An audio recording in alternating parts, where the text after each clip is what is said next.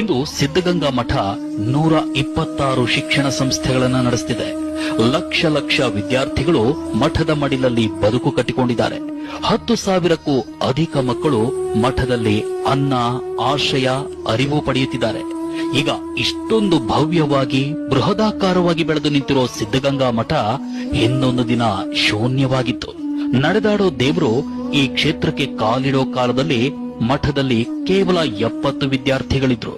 ಶ್ರೀಗಳ ಕೈಯಲ್ಲಿ ಕೇವಲ 300 ರೂಪಾಯಿ ಇತ್ತು. ಮಠದಲ್ಲಿ ಒಂದೇ ಒಂದು ಸಂಸ್ಕೃತ ಪಾಠಶಾಲೆ ಇತ್ತು.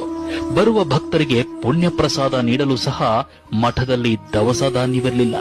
ಮಠದ ಅಧೀನದಲ್ಲಿ ನೀರಾವರಿ ಇಲ್ಲದ ಕೇವಲ 16 ಎಕರೆ ಭೂಮಿ ಇತ್ತು.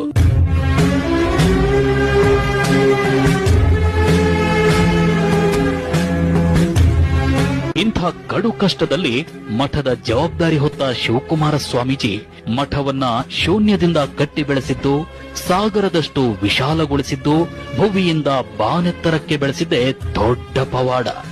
ಸಿದ್ಧಗಂಗೆಯ ಪುಣ್ಯಕ್ಷೇತ್ರದಲ್ಲಿ ಸಿದ್ಧಿಪುರುಷ ಸೃಷ್ಟಿಸಿದ ಈ ದಾಸೋಹ ಪವಾಡದ ಇತಿಹಾಸವಂತೂ ಅದ್ಭುತ, ಪರಮಾದ್ಭುತ.